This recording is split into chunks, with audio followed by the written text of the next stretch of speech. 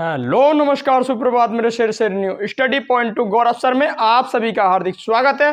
प्यारे साथियों, अपनी संविधान की बढ़ती हुई श्रृंखला के अंदर आज हम बात करने के लिए जा रहे हैं जो सुप्रीम कोर्ट है उसके बारे में, यानी कि संघ की जो न्यायपालिका है। आज हम शुरू करेंगे संघ की न्यायपालिका से। कल मैंने आपको पढ़ा दिया था किसके बारे में, तो कल पढ़ा दिया था संसद के अधिकारों के बारे में। 2 क्लासें हमारी हो चुकी थी संसद के अधिकारों की, और आज हम शुरू करने के लिए जा रहे हैं अपनी क्लास को, जिसके अंदर हम बात करेंगे किसके बारे में, तो न्यायपालिका के बारे में। तो आइए शुरू करते हैं न्यायपालिका को।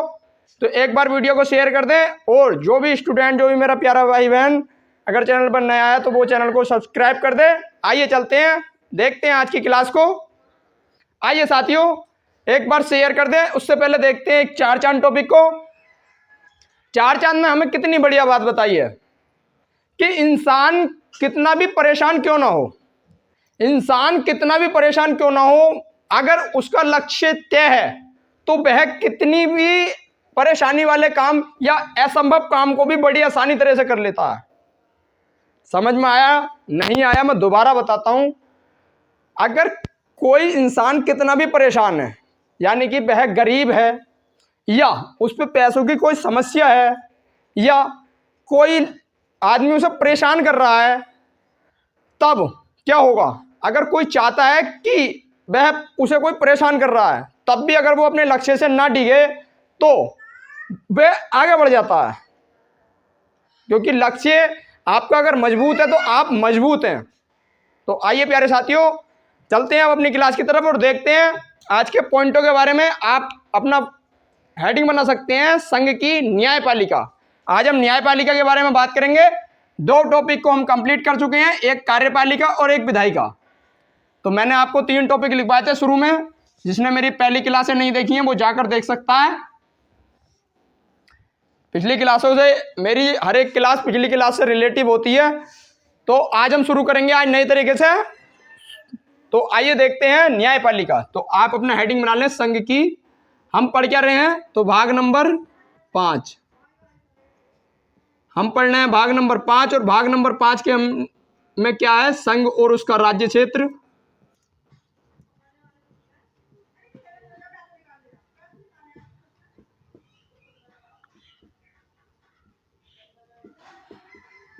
संघ और उसका राज्य क्षेत्र, इसके बारे में हम बात कर रहे थे। और इसी के अंदर हम बात कर चुके हैं किसी कार्यपालिका की।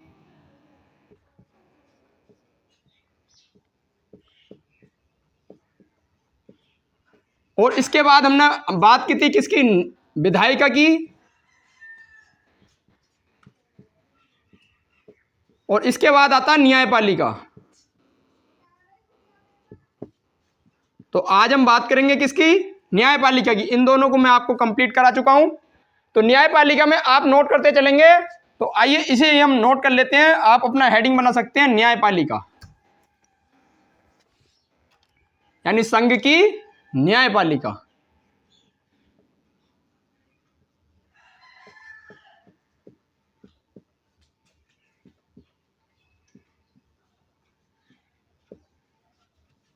और ये हमारी कहां से कहां तक है, तो ये आती है हमारी अनुच्छेद 124 से और 147 तक। न्यायपालिका की हम बात करेंगे 124 से और 147 तक।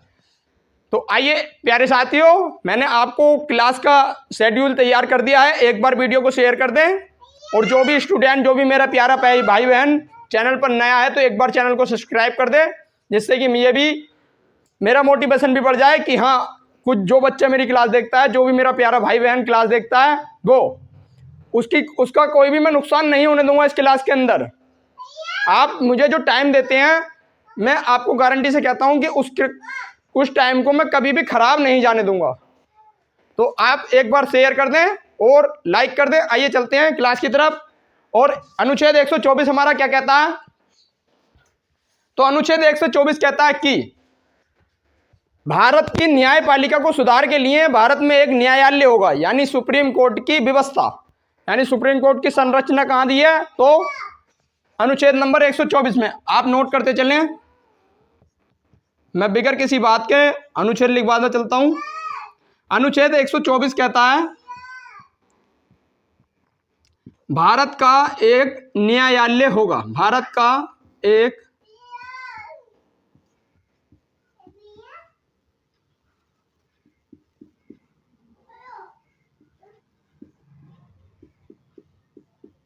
होगा। और न्यायालय कौन सा? तो इसके अंदर बात की है सुप्रीम कोर्ट की, क्योंकि कोर्ट कई तरह के पढ़ेंगे हम आगे चल के। Supreme court, supreme court. और इसी के अंदर हमारी है संरचना, जो हमारा न्यायालय, इसकी संरचना, इसकी संरचना में क्या क्या आता है? तो इसकी संरचना में क्या क्या आता है? तो वह भारत का नागरिक हो, इसकी योग्यताएं आएंगी। वह भारत का नागरिक हो। आपसे पूछा जा सकता है कि उसकी नियुक्ति कौन करेगा? तो उसकी नियुक्ति कौन करेगा? तो उसकी नियुक्ति कौन करेगा? तो भारत का राष्ट्रपति। आप लोग नोट कर सकते हैं कि सुप्रीम कोर्ट में कितने जज होते हैं और कितने मुख्य न्यायाधीश होते हैं। तो इनकी संख्या होती है 1+33, यानी 33 अन्य और एक मुख्य न्यायाधीश। 33 अन्य और एक मुख्य न्यायाधीश। और इन्हीं सभी न्यायाधीशों की नियुक्ति कौन करता है? राष्ट्रपति। राष्ट्रपति करता है मंत्रिपरिषद की सलाह पर। मंत्रिपरिषद की सलाह पर कौन करता है? राष्ट्रपति। इसके बाद हम देखते हैं अपनी इसके बारे में। तो इसकी योग्यताओं को आप लिख सकते हैं। इसकी योग्यता क्या होंगी? तो होंगी भारत का नागरिक हो, ये तो सभी में कॉमन है, भारत का नागरिक। अगली योग्यता आएगी वह 65 वर्ष की आयु तक हो, यानी उसकी आयु 65 वर्ष से कम हो।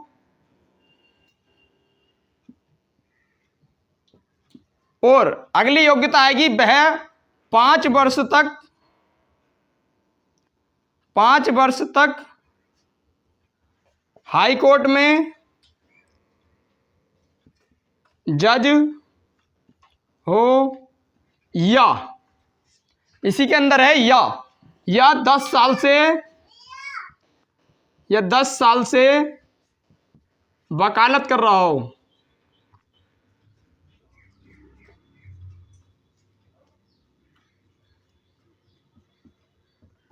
इसी के अंदर आएगी 5 वर्ष से वकालत कर रहा, 5 वर्ष से जज हो या पिछले 10 वर्षों से वकालत कर रहा हो। इसकी योग्यताओं के अंदर आती है ये बात, ये भी मैंने आपको नोट करवा दी। आप चाहें तो इसे नोट कर सकते हैं। इसके बाद हमारे पास अगला आएगा कि सर्वोच्च न्यायालय की गणपूर्ति। अनुच्छेद 124 के अंदर ये गणपूर्ति। गणपूर्ति कितने से होती है? तो हमारी गणपूर्ति होती है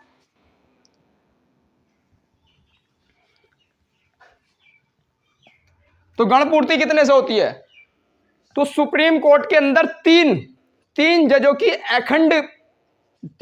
की जो अखंड सीट होती है, जो अखंड पीठ होती है, वही गणपूर्ति कहलाती है। तो आइए सुप्रीम कोर्ट की गणपूर्ति। गणपूर्ति का मतलब यह होता है कि अगर इतने जज हों तब भी केस हो जाएगा, यानी 3 जजों की अखंड पीठ। अगर 3 जज और एक मुख्य जज, यानी 3 जज और एक मुख्य जज जो होता है वह भी फैसला कर देता है। इसका मतलब यही है कि 3 जजों की अखंड पीठ होनी चाहिए, 3 जज होने चाहिए, तब फैसला हो जाएगा। इससे नीचे में काम नहीं चलेगा। इसके बाद आता है कि राष्ट्रपति सलाह ले सकता है, सुप्रीम कोर्ट सलाह दे सकता है, सलाह दे सकता है, सलाह ले सकता है, सलाह दे भी सकता है। किसी से? तो राष्ट्रपति से। और कैसे?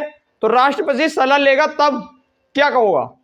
आपसे पूछा जा सकता है कि इसी के अंदर है कि राष्ट्रपति सलाह लेगा। राष्ट्रपति सलाह लेगा और कितने जजों से ले सकता है? राष्ट्रपति सलाह लेगा कितने जजों से? तो 1 + 4, यानी एक मुख्य न्यायाधीश होना चाहिए और 1 और 4 अन्य न्यायाधीश होने चाहिए, तभी वह सलाह ले सकता है। किसके अंदर बताया? तो अनुच्छेद नंबर 124 के अंदर। और अनुच्छेद 124, आप ये मत सोचना कि ये तो 143 यानी 144 के अंदर, 143 के अंदर है जो राष्ट्रपति सलाह लेगा। जी हाँ, ये 144 143 में भी है। 143 में हमें यह बताया कि राष्ट्रपति सलाह ले सकता है, लेकिन आपसे अगर पूछा जाए कि कितने जजों से ले सकता है तो वो कहाँ आएगा? तो 124 के अंदर। इसके बाद हम बढ़ते हैं अपने अगले पॉइंट को, आप इतने नोट करें। और हम देखेंगे अब अनुच्छेद नंबर 125, और जो अनुच्छेद नंबर 125 है वो क्या कहता है?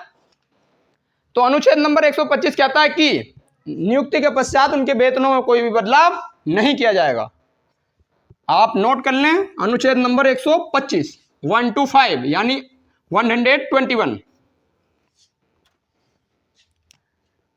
अनुच्छेद नंबर 125। और ये क्या कहता है कि ये कहता है कि वेतन में जो सुप्रीम कोर्ट है, सुप्रीम कोर्ट के वेतन भत्ते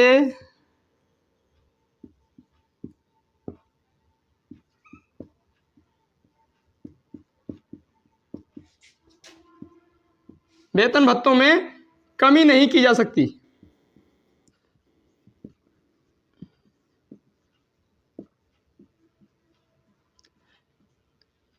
इसका मतलब क्या है? जो सुप्रीम कोर्ट है उसका जो भी अधिकारी होगा, जो भी वहां पर कार्य कर रहा होगा, तो उनके वेतन में कभी भी कमी नहीं की जा सकती है। जबकि अगर छोटे छोटे पद वालों की बात की जाए तो इनके वेतन में से कभी कभी कटौती कर ली जाती है, लेकिन जो सुप्रीम कोर्ट है उनके जजों में से कभी भी कमी नहीं की जा सकती है। जो भी पॉइंट होता है मैं आपको बड़ी बेखूबी से लिखवाता हूं, तो आप इसे नोट कर लें कि सुप्रीम कोर्ट के वेतन भत्तों में जो भी अधिकारी होते हैं उनके वेतन भत्तों में कभी भी कमी नहीं की जा सकती। इसके अंदर है। इसके बाद बताया, अगला आता है हमारे पास जिसे कहते हैं 126। और अनुच्छेद 126 क्या कहता है? तो सर्वोच्च न्यायालय के अंदर क्या होगा? अनुपस्थिति में, यानी जो सर्वोच्च न्यायालय है इसकी अनुपस्थिति में जो मुख्य न्यायाधीश है, अगर वह सुप्रीम कोर्ट के अंदर नहीं है, तब उसका जो वरिष्ठ न्यायाधीश होगा वह ही कार्यभार संभालेगा। अनुच्छेद नंबर 126 लिखें, 126 यानी 126। इसके अंदर आया है कि मुख्य न्यायाधीश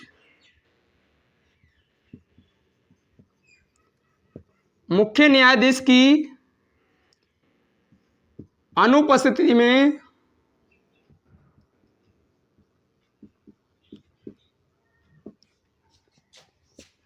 वरिष्ठ न्यायाधीश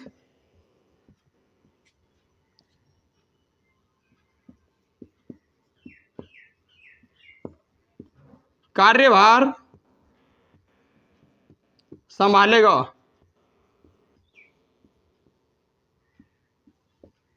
ये किसके अंदर बताया? तो अनुच्छेद नंबर कौन सा है?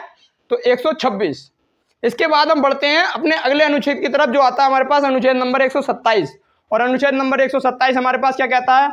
तो अनुच्छेद नंबर 127 कहता है कि सुप्रीम कोर्ट के अंदर हाई कोर्ट के न्यायाधीशों की नियुक्ति का प्रावधान।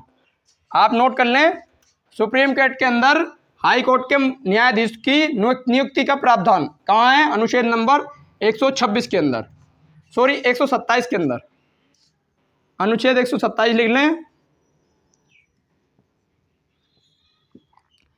कि सुप्रीम कोर्ट में हाई कोर्ट के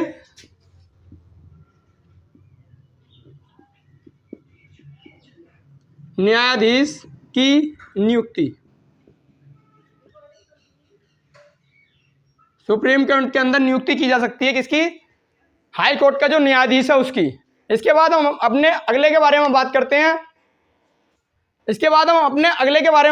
हैं। जो आता है हमारा अनुच्छेद नंबर 128। और 128 क्या कहता है? जो सुप्रीम कोर्ट है उसके अंदर क्या होगा? तो उसके अंदर जो सुप्रीम कोर्ट है उसके अंदर सेवानिवृत्त न्यायाधीश, यानी जो हाई कोर्ट का या अन्य का जो भी सेवानिवृत्त न्यायाधीश है जो रिटायर हो चुका है, उसकी नियुक्ति का प्रावधान कहाँ है? अनुच्छेद नंबर 128 के अंदर। आप नोट कर लें, अनुच्छेद नंबर 128 कहता है कि सुप्रीम कोर्ट में सेवानिवृत्त न्यायाधीश की नियुक्ति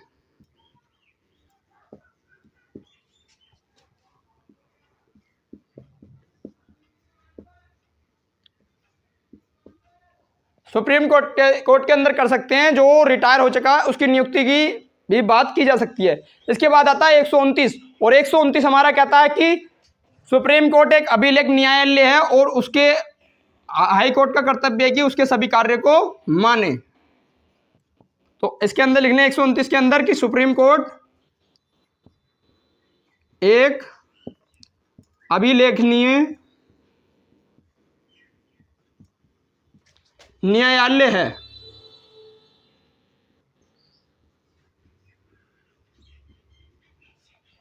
सुप्रीम कोर्ट एक अभिलेखनीय न्यायालय है और हाई कोर्ट का कर्तव्य है कि वह सुप्रीम कोर्ट के कार्य को माने। हाई कोर्ट का कर्तव्य है कि वह सुप्रीम कोर्ट के कार्य को माने। आप नोट करें। इसके बाद हम बढ़ते हैं अपने अगले अनुच्छेद की तरफ, और जो अगला अनुच्छेद हमारा आता है उसे कहते हैं 130। 130 क्या कहता है?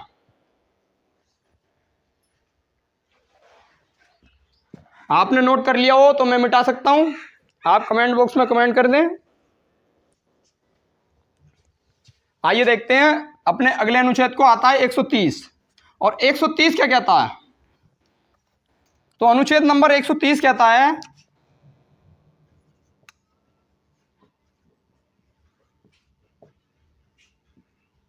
अनुच्छेद नंबर 130 कहता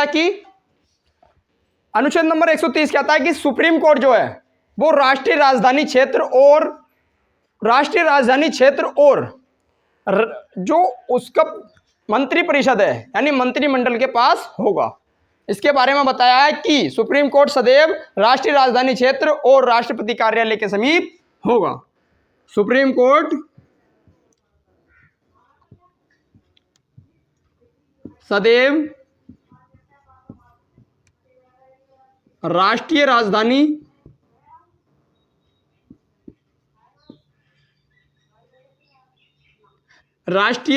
क्षेत्र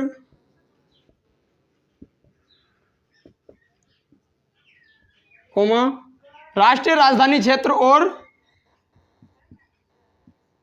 राष्ट्रपति कार्यालय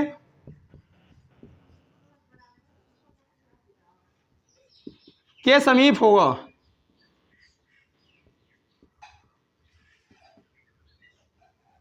यह कहां बताया? तो अनुच्छेद नंबर 130 के अंदर। इसके बाद हम बात करते हैं अपने अगले को और देखते हैं अगला हमारा क्या आता है। आप इतने नोट कर लें। और अगला हमारा आता है 132, और 132 में हमें बताया है कि न्यायालय जो सुप्रीम कोर्ट है वह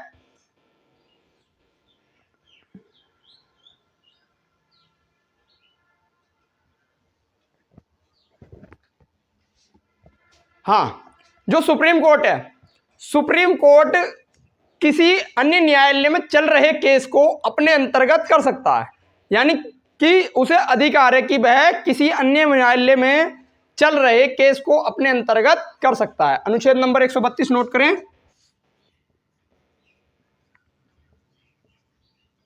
131 मैंने लिखवाया नहीं है क्योंकि इतना इंपॉर्टेंट नहीं है।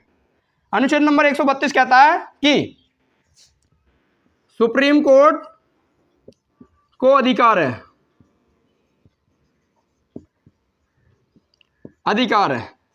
और क्या अधिकार है कि हाई कोर्ट या अन्य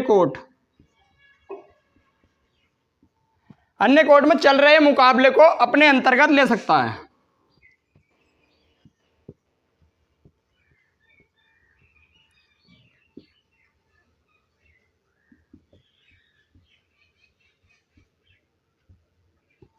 इसके बाद हम अगले अनुच्छेद की तरफ बढ़ेंगे और अगला आता है हमारे पास 136। और 136 में है कि सुप्रीम कोर्ट को अधिकार है कि वह हाई कोर्ट के द्वारा लिए गए किसी भी निर्णय को रद्द कर सकता है। ये इंपॉर्टेंट है, इसीलिए मैं लिखवा रहा हूं, क्योंकि जो इंपॉर्टेंट है वही लिख पाऊंगा, क्योंकि आपका एग्जाम रिलेटिव भी पढ़ाया जा रहा है। क्योंकि मैं नहीं चाहता कि आपको वो चीज़ पढ़ाई जाए जो एग्जाम में भी नहीं आए। ऐसा तो होना चाहिए कि जो पढ़ा रहे हैं वो एग्जाम में आए, क्योंकि इसका पढ़ाने का मतलब खाली इतना है कि हमें पेपर पास करना है। अगर आपको ज्ञाता बनना तो मैं आपको ज्ञाता ही बना दूंगा। उसके लिए आपको मेरी ऑफलाइन क्लासें लेनी होंगी। ज्ञाता भी मैं आपको बना दूंगा, आप उसकी टेंशन ना लें। पढ़ाऊंगा सब कुछ। आप बता दें कमेंट में कि मैं सारे अनुच्छेद कराऊं। मैंने आपको पहले ही पूछा था लेकिन बताया नहीं अभी तक। अगर आप अगर बता देते हैं कि सारे अनुच्छेद पढ़ाएं तो मैं सारे भी बता दूंगा। लेकिन इससे होता यह है कि 300 के 395 अनुच्छेद हमें याद करने थोड़े मुश्किल हो जाते हैं। पढ़ा तो दूंगा, पढ़ाने में कोई दिक्कत नहीं है, एक क्लास एक्स्ट्रा हो जाएगी, बस इतना होता है। इसके बाद हम देखते हैं अपने अगले अनुच्छेद को जो आता है 136। और 136 में क्या कहा है कि सुप्रीम कोर्ट को अधिकार है कि वह हाई कोर्ट में लिए गए निर्णय को रद्द कर सकता है। 136 सुप्रीम कोर्ट को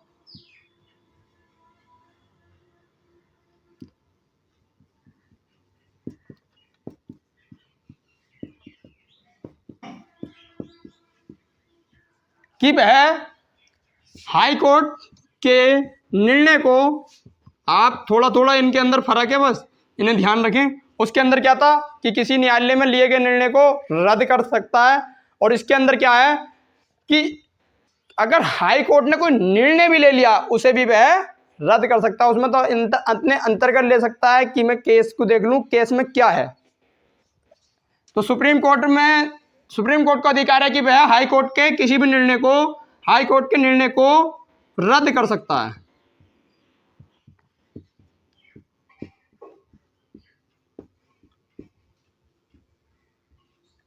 इसके बाद हमारे पास आता है अगला, और अगला आता है 137। 137 में क्या कहा है, आप पहले इसे नोट करें।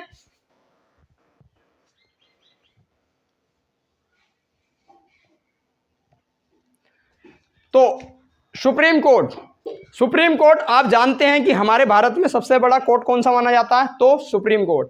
लेकिन अगर सुप्रीम कोर्ट से भी कोई गलती हो जाती है और किसी कारणवश उसने कोई गलत चीज पेश कर दी है जो अन्य लोगों को पसंद नहीं है, तो वह उसे पुनर्विचार के लिए लौटा सकता है, यानी उस पर पुनर्विचार कर सकता है। इसका प्रावधान कहाँ है, अनुच्छेद नंबर 137 यानी 137 137 में हमें बताया है।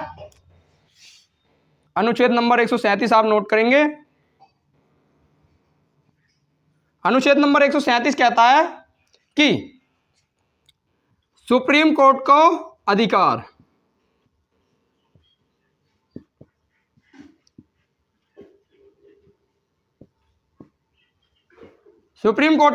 है कि वह अपने द्वारा लिए गए निर्णय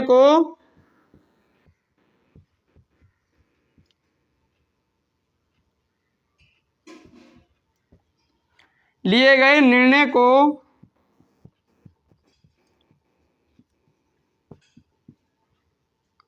पुनर्विचार के लिए लौटा सकता है। निर्णय पर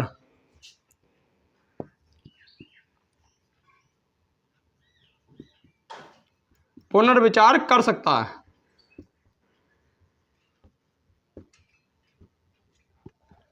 आइए अपना अगला अनुच्छेद देखते हैं बिना देरी के। इसके बाद हम बढ़ते हैं अपने अगले अनुच्छेद को जो आता है 138। और 138 क्या कहता है, आप इसे नोट कर लें क्योंकि मैं मिटा दूंगा, कोई फायदा नहीं है। क्योंकि क्लास कराने का यही मतलब नहीं है कि आपको सिर्फ क्लास देखिए और ख़त्म, नहीं, आपको नोट भी करना है। और एक बार और मैं बता दूं आपको, जो भी मेरा प्यारा भाई बहन चैनल पर नया है वो एक बार चैनल को सब्सक्राइब कर दे और वीडियो को लाइक कर दे। आइए बढ़ते अपने अगले अनुच्छेद की तरफ, अनुच्छेद नंबर 138। और 138 क्या कहता है कि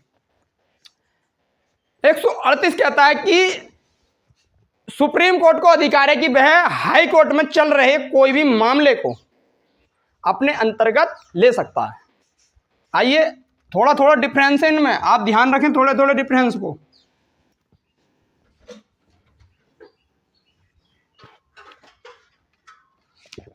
अनुच्छेद नंबर 138, इन अनुच्छेदों को कोई लिखवाता नहीं है, मैं आपको जानकारी के लिए बता रहा हूं। वैसे इतने इंपॉर्टेंट नहीं है, आपसे पूछा जाएगा तो सिर्फ 124 ही पूछा जा सकता है, 129 130 पूछे जा सकते हैं, 127 भी पूछा जा सकता है। वैसे लगभग मैंने इंपॉर्टेंट ही लिखवाए हैं। तो 138 में आता है कि सुप्रीम कोर्ट को अधिकार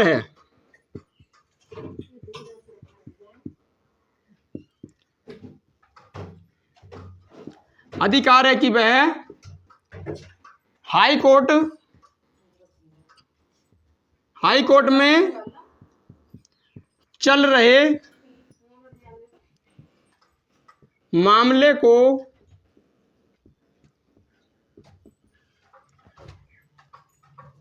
अपने अंतर्गत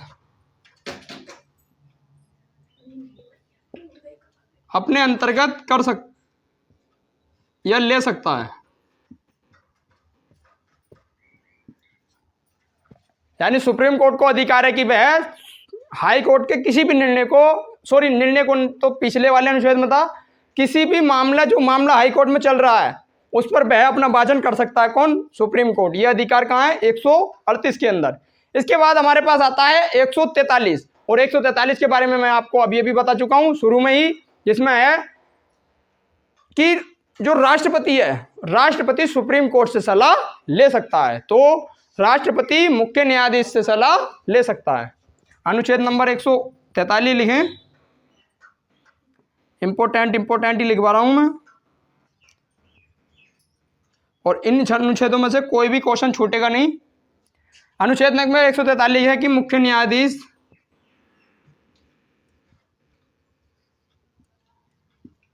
से सलाह ले सकता है। और कौन? राष्ट्रपति, जिसके बारे में मैंने आपको अभी बताया।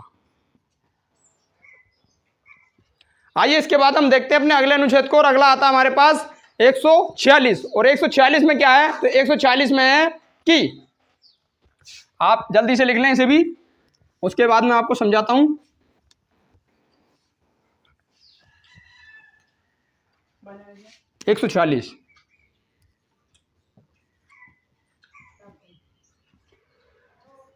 अनुच्छेद 146 कहता है कि अनुच्छेद 146 कहता है कि सुप्रीम कोर्ट में सभी भर्तियां मुख्य न्यायाधीश की सलाह पर की जाती हैं। यानी मुख्य न्यायाधीश द्वारा ही सारी भर्तियां संचालित होती हैं। तो आप लिख लें कि सुप्रीम कोर्ट में सभी भर्तियां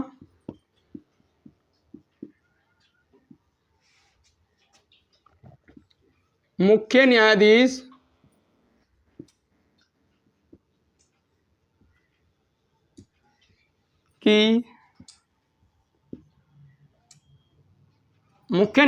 द्वारा संचालित होती हैं।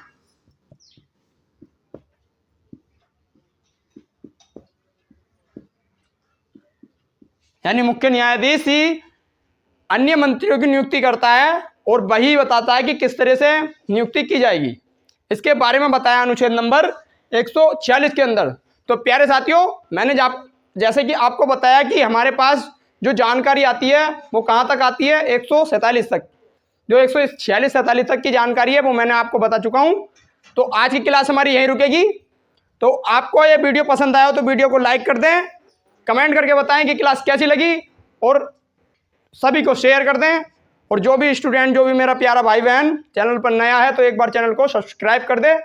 आइए चलते हैं अब अंत में भाई, खुश रहें, मस्त रहें, अपने अन्नदाता, अपने गुरुजनों को सम्मान करें। चलते हैं। जय हिंद, जय भारत।